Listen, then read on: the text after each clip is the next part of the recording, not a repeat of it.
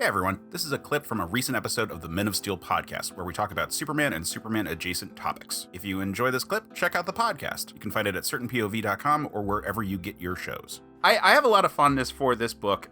This arc, but the death all the way through the return, is actually where I got into the comics version of Superman. Like, this was my gateway into reading his books, because I started with some Batman and then like a lot of Marvel, and then this was like, oh, it's a big thing.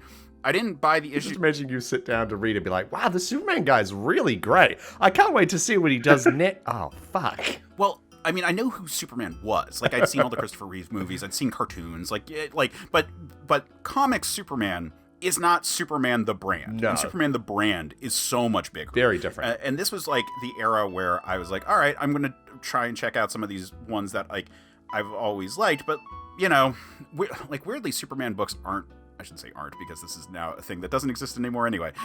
Back when I was getting into comics in the first place, a lot of it was based on like newsstands. And at the time, X-Men was huge, Spider-Man was huge. Those were like the comics I was like picking up when I was first like buying comics. And it was like whatever the luck of like who, you know, what they had was. And I'm not saying that there weren't Superman books. I just didn't get them initially. and it was stuff like this that was trying to drive people over to the Superman books. So for me, there's a lot of like attachment to this era, because this is me being like, oh, this is what the Superman comics are like, as opposed to the Christopher Reeve Superman movie, or as opposed to the Max Fleischer Superman cartoons or anything like that.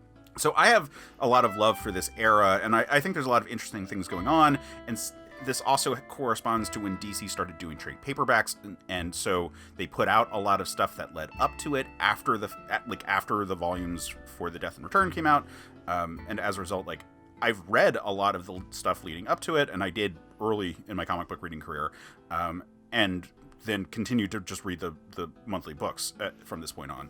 So, like I said, I have big familiarity. I am curious for the two of you. Did you read this at the time? What was your experience of it all? Where's your experience with this? Kieran, you're our guest. You. I definitely did not read this at the time.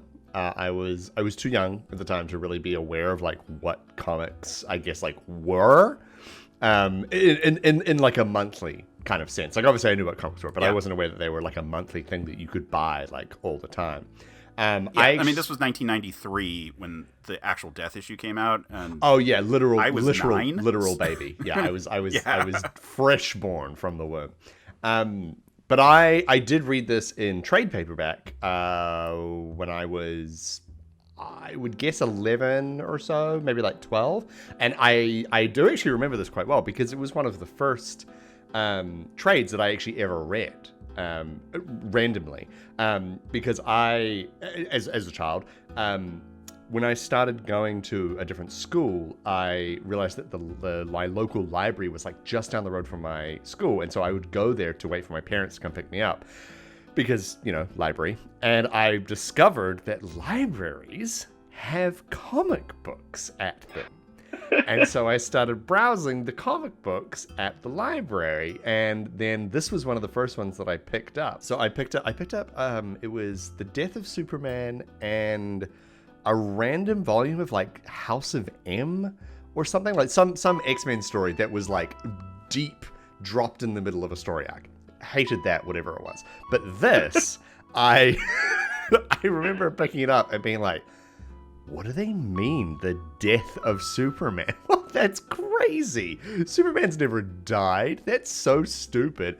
And then I read it and was like, at the time, I remember being like, I was devastated at the end, because, like, you know, it is very sudden, as I'm sure we'll discuss. Mm-hmm. So that was kind of my first exposure to it. And I was like, wow, comics are some heavy stuff. And that was kind of like the very start of my sort of journey. And I think in the year or so that I was going to that library, I probably would have gotten out like a good 300-400 comics.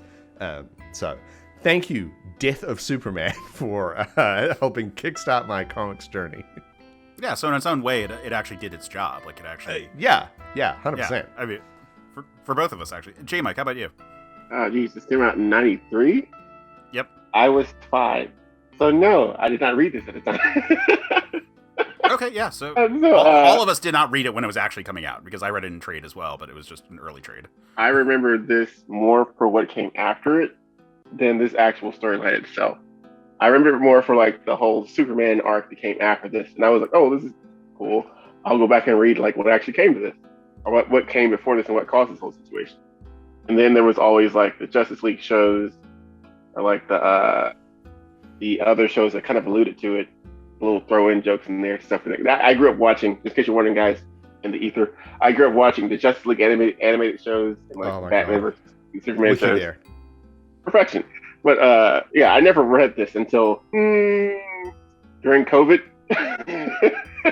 when there was like nothing else better to do. I'm like, oh, this I'm recording a show with Case. I should probably actually like read up on this. Yeah. I peeked.